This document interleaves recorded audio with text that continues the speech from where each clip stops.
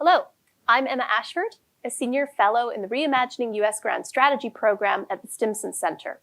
Welcome to the Strategy Sessions, a series of discussions with out-of-the-box, forward-looking thinkers on the future of U.S. grand strategy. Joining me today is my Stimson colleague, Julia Gledhill. Julia is a research analyst in Stimson's National Security Reform Program and has written us a wonderful essay on the future of America's defense industrial base and in particular, how the government relates to defense primes. So welcome. Thanks for having me, Emma. So before we dig down into the specifics, I do want to ask you a couple of general grand strategy questions. And these are ones that I think you spend a lot of time on: the defense budget, defense contracting. So maybe these aren't the things that you focus on a daily basis, but they're really important, right? And so my biggest question, the one I'm asking everybody, is how you see the emerging world. When you look around at what is happening in the world right now, we're leaving the unipolar moment. What is it that you think we should be paying attention to? Sure, that's the million-dollar question. I think that the optimistic take here is that whatever comes next, whether you call it multipolarity or not, we are entering an era of new possibilities. As you said, the unipolar moment is on its way out, and the United States now has an opportunity to rethink the way that it approaches the world and how it fits in the global stage writ large. And so you have the American public questioning things like military aid to some of our closest partners. You have members of Congress rethinking alliances. You have parts of civil society in the Washington National Security Establishment rethinking the way that we work with those allies and for what purposes. And so I think that whatever comes next, the deliberation and discourse is likely to be a lot richer as we start to actually ask the critical foundational questions of what we want out of the world and how we get it. And so for me, I optimistically try to look for opportunities where the United States can use a more dynamic geopolitical environment to really get back to the basics and ask questions like, how do we advance the collective good? Is the United States the best arbiter for advancing the collective good? And if so, what does that look like? Particularly in regard to our multilateral institutions, which is not something that I focus on in my work necessarily, but I think is a really big piece of the coming order. So for you, the U.S. role in the world is to some extent about serving the world? I think that our interests, national interests are, debatable. We all have different ideas of what they look like. But in a security environment like this one, where you do have middle powers and other great powers, making their way in the world, we are, in a security sense, subject to a lot of the same existential threats, the two basic ones being climate change and nuclear war. And I think that itself really warrants greater collective action and greater collective thinking about what will mutually benefit us all. And in my view, that is collaboration, and that is collaboration on a more equal footing. So if you were to sort of give your top priorities for U.S. foreign policy, I'm assuming collaboration or, collective security would probably be one of them. But what would your other core principles be for U.S. foreign policy?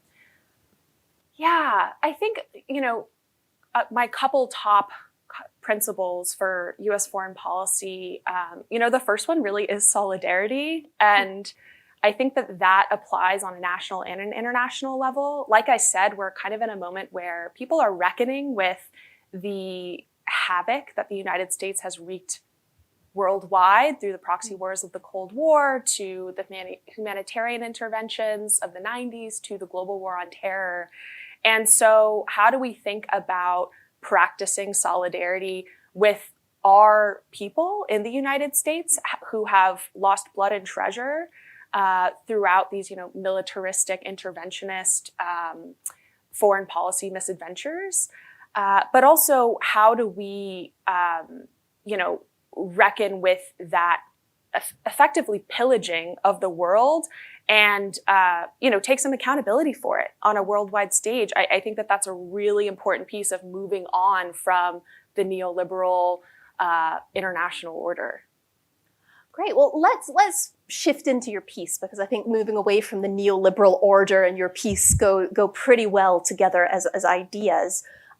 So, I mean, you lay out in the piece a case for, let's say, reforming the way we do defense acquisition, the way we think about our defense industrial base. And one of the core components of your argument has to do with the fact that the way the US builds its defense equipment, that we sort of think it's this system of private enterprise, but it's really not. Could you talk a little bit about that? Sure, yeah. There's a lot of rich history here that has been fascinating to delve into. But, the prime military contractors, which include Lockheed Martin or Northrop Grumman, they really wouldn't exist as they exist today without the government, without government contracts. And the history of some of these subfields is also quite intertwined with the government and the state itself. A good example is, aerospace in the interwar years really didn't take off until the mobilization effort, right? For World War II, there was no commercial interest in aerospace. And you could say the same to some extent to Silicon Valley, DARPA, the Defense Advanced Research Project Agency, as well as the parallel program at the Department of Energy were really critical to providing basic research funding for some Silicon Valley firms to develop the core technologies for commercial products that we see today. Those technologies being GPS or touchscreens, these have applications in a military sense as well. And so I really think that this sort of mythology that private enterprise is so critical to changing the fundamentals of warfare, to saving blood and treasure on the battlefield, kind of ignores some of this history. And so it's important to remember the role that the state has played in shaping the development of technology and the development of the arms industry itself in order to think about how best to change it, right? There's all this hullabaloo around our ability to mobilize or our ability to produce. The reality is that historically, the government has always intervened in order to make big things happen. And that is the case whether we were to convert to a peacetime economy, to achieve a real peace dividend. This was a big conversation in the 90s for a short period of a few years.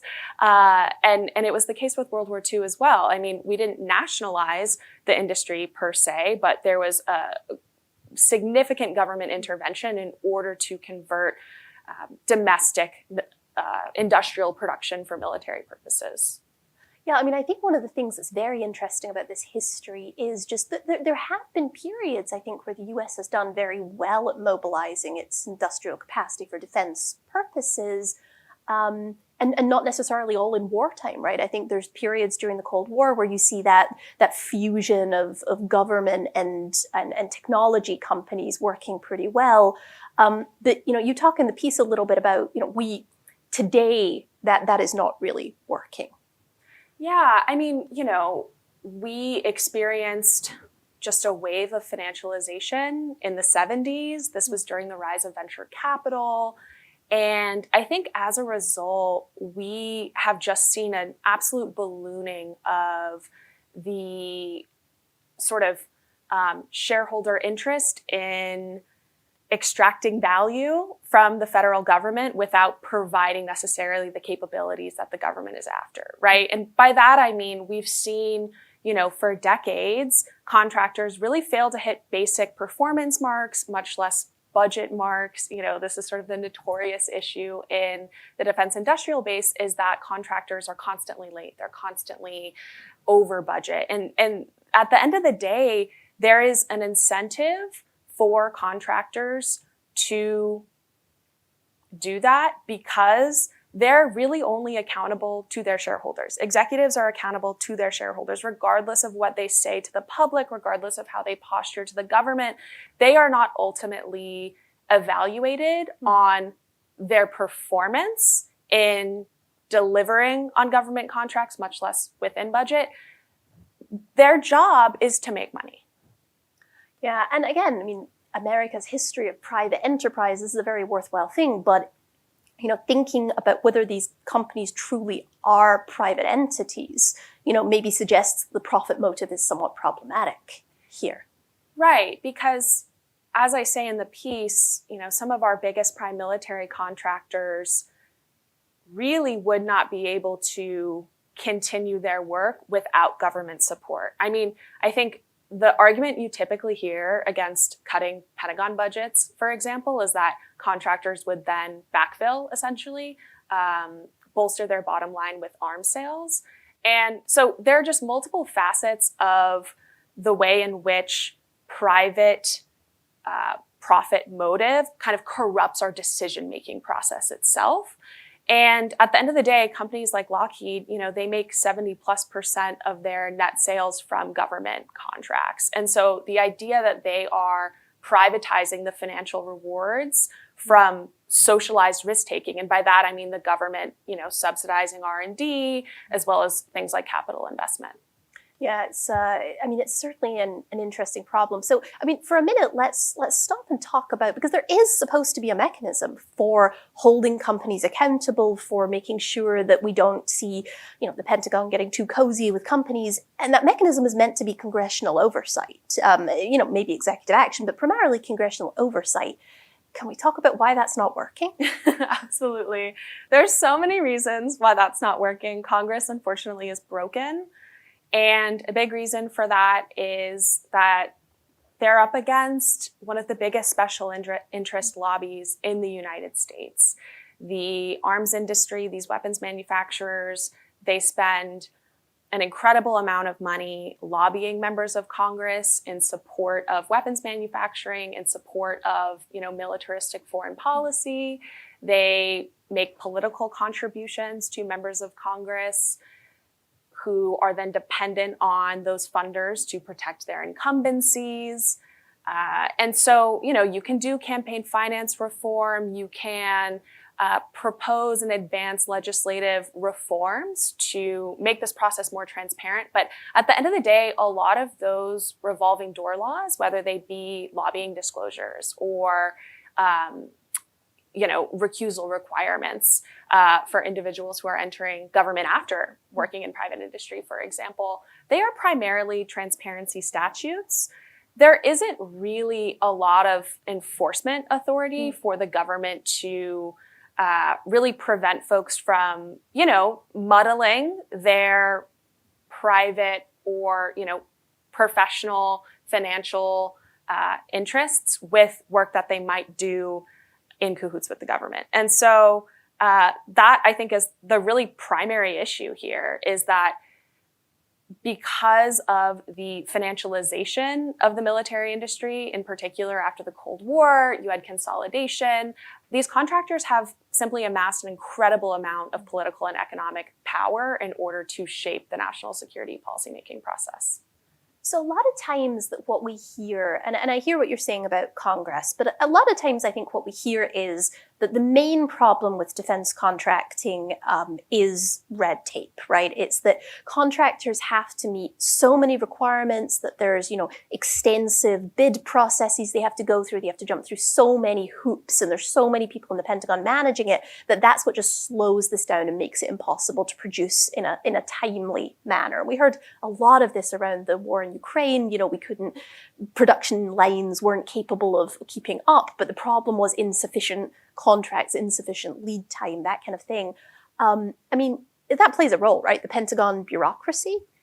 It absolutely plays a role. I can 100% recognize that. In particular, the requirements issue. This sort of gets to, I think, an institutional constraint, which is the way that the DoD is organized, and you have rivalry between military services. There's going to be budget competition. There's going to be a convoluted requirements process, in part due to that inter-service rivalry. And, that's a big discussion in and of itself that partial nationalization, frankly, would not address. It's not a perfect solution. But the sort of bureaucratic argument is one that industry pushes, and that I see a lot of lawmakers adopt, because it's a convenient explanation, when in fact, a lot of the red tape that they're talking about is simply providing, for example, the DoD with pretty basic cost and pricing information so that the government can ensure that it's paying reasonable prices. I mean, you would not re-roof your house without shopping around a little bit. You wouldn't hire a contractor without looking into what they're paying for shingles, right? Imagine if you have one contractor to re-roof your entire house and you have no capacity to investigate what they're spending on materials. That's the situation that the DoD is in.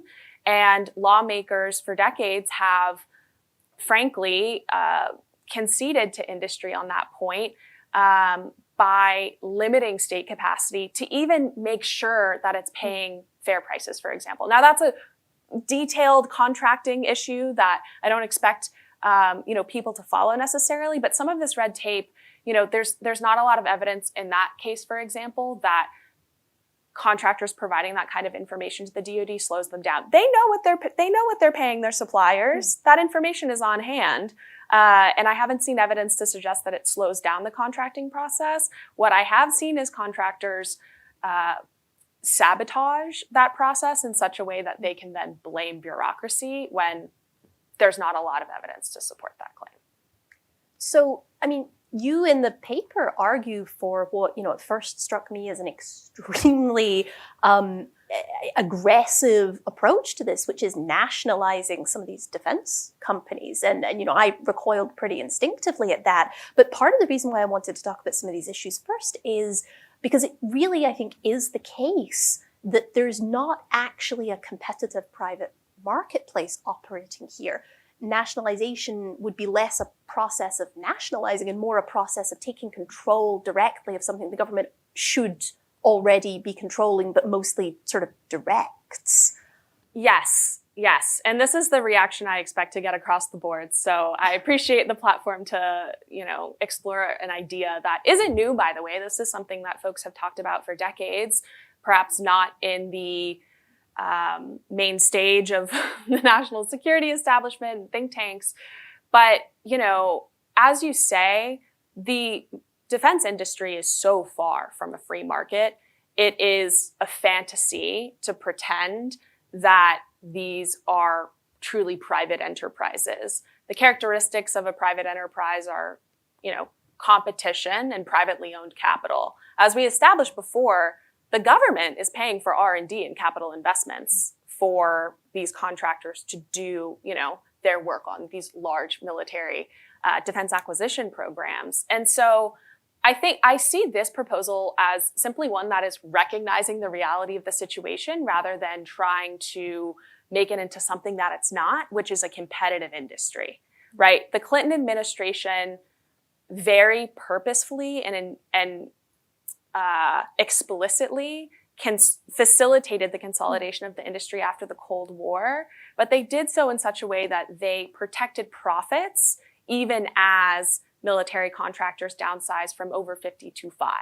And they protected those profits in part by deregulating the way we buy weapons, by, again, doing what I have called legalized price gouging.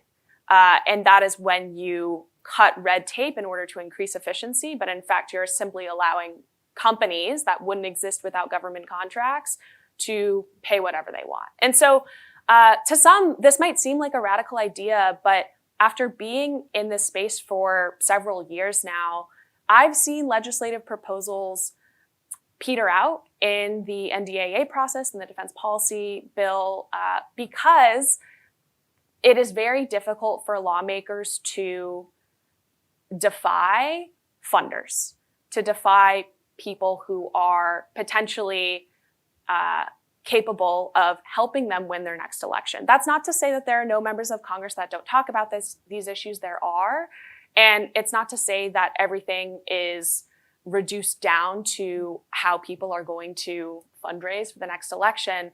But the relationship between private profit-seeking behavior and our obsession with military dominance in a general sense, and also our sort of myopic focus on weapons production and how do we do it more? How do we do it faster? How do we give more money to defense contractors? I think that we cede a lot of ground. And at the end of the day, the government is the one who is responsible for national defense. And so I think of any industry, it's probably the one most viable to make partially nationalized in some sense. So, I mean, one thing we could also talk about that I think is really interesting is how other countries do it. Because the American defense industrial system is actually fairly unique. And that's often been portrayed, particularly in historical context, as a strength. But other countries do this at lower cost sometimes. Right. Do you have any examples you particularly think are interesting? Yeah, so I wrote in the piece that I think the French model is probably the one most viable for the United States, just because it is a mixed approach. They did not seize the means of production necessarily. These are not wholly government-owned defense contractors. But I think that it's a helpful reference point because of the mix between, you know, the French government owning majority stakes in some partially state-owned enterprises. And so there are fewer cooks in the kitchen at the end of the day, right? You don't have a bunch of shareholders that are looking to extract value from this company, often through things like mergers and acquisitions or what have you, the kind of the dressing up of the books that happens, especially in the arms industry, when in fact they are not necessarily producing more value, they're not producing more weapons. And so I think that it's a helpful reference point for the United States. And at the end of the day, this is a policy consideration that should be taken seriously, but I think that we have shied away from because of the mythology of private enterprise in the US defense industry. And so, you know, we can spend decades more fighting waste, fraud, and abuse and pushing for good governance reforms, of which I am wholly supportive of, but I don't think that that means that we should deny ourselves other options, because other countries like France and, you know, to an extent South Korea as well, have employed partially nationalized models quite efficiently. And I think this is an aside, but like especially in sectors like shipbuilding, which have really, really struggled in the United States, you know, it requires a lot of investment, right, to build large ships in a reasonable time frame. And the government is probably the best investor in that scenario. Yeah, and again, all these great historical examples of, you know, again, private enterprises, but, you know, Lockheed Martin's Skunk Works that was so instrumental in producing all these technologies, that, again, not entirely private enterprise, right? There's a strong government funding and involvement. Right, and another point that I would add is I think in the acquisition space, there's a lot of talk about focusing more on research and development, at least those of us skeptical of, you know, permanent expansion of the weapons production industry, of our industrial capacity. And I think that a partially nationalized system could really engender more effective and better designed acquisition programs, because the government ultimately is better able to shoulder the risks that come with more research and development before you go about buying weapons en masse.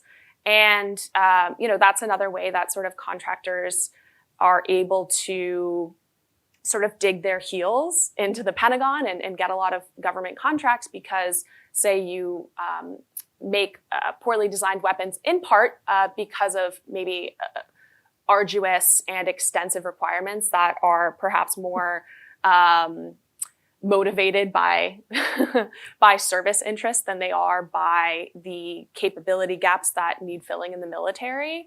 And so, like, if the government is responsible for funding that research and development across the board, you're doing competitive prototype testing of essentially finished products before you go about buying a weapon at full or producing it at full rate production, then you can save money long term, even if it's more expensive up front. At the end of the day, private companies are not going to want to take that risk. they want to build the exquisite and expensive weapons because that's how they make more money. There's not a lot of money in building the inexpensive but important stuff like ammunition, or in doing competitive prototype testing of multiple finished products, for example. So I want to pull this back up to the strategic level before we wrap up here. Because I think, a lot of people who talk about the defense budget or defense procurement, they treat it as a proxy for strategy, right? If you want to spend less, you want to do less. If you want to spend more, you want to do more. I think something that comes out of your piece for me is that, these things maybe aren't as linked as you might expect, right? It's not necessarily that having a better defense industrial base is because you think, it would be helpful for maintaining US primacy. But, I'm curious how you think strategy is linked to these issues. Yeah, it's a good question. I think that it really can shape and corrupt the decision-making process because of the incentives at play for policymakers in the Pentagon and on the Hill. But, more broadly, I think that having an industry with far less private motive for weapons production and potentially intervention, though they're not always linked, as you say, but there is, a relationship there. It can sort of engender more critical thinking about what it is we actually need and why. Bureaucrats, lawmakers, civil society, we are subject to certain political constraints. And so to imagine what it would be like to ask basic questions about our strategic needs, the capability gaps in our military and how best to fill them in a way that serves the public interest, in a way that achieves national security at the lowest possible cost, that's not necessarily a political opportunity that everyone is willing to make. And so I see this as a proposal worth consideration because it broadens that political umbrella of what is even possible to consider publicly. And so that, I think, can have a significant impact on our ability to do strategic decision-making, on our ability to assess, our ends and means. It removes a constraint or a distortion on strategic thinking. That's I like that way to think about it. Okay, so before we wrap up, there is one final question that I'm asking everybody. And you are here at Stimson already. You know the Reimagining US Grand Strategy team. You know that we love our assumptions about US foreign policy and telling people why they're often wrong. Mm-hmm. So what is your top assumption you think we should question about US foreign policy? Oh my goodness. That is a big question. I guess that the United States actually has to have a vision for the entire world. I think it's okay for us to have a vision for ourselves. And that obviously, like I said earlier, involves rethinking our alliances and how best we advance the collective good, fight climate change, fight economic insecurities. But we don't have to have a fully baked vision for how the world order works and how we all interact. I think that other countries have agency and people have agency, and that they are, entitled to creating their own futures as well. That's a great one. I think that's something we can all question. So that's all we have time for today, but I really appreciate you joining me. Thank you for the opportunity, Emma.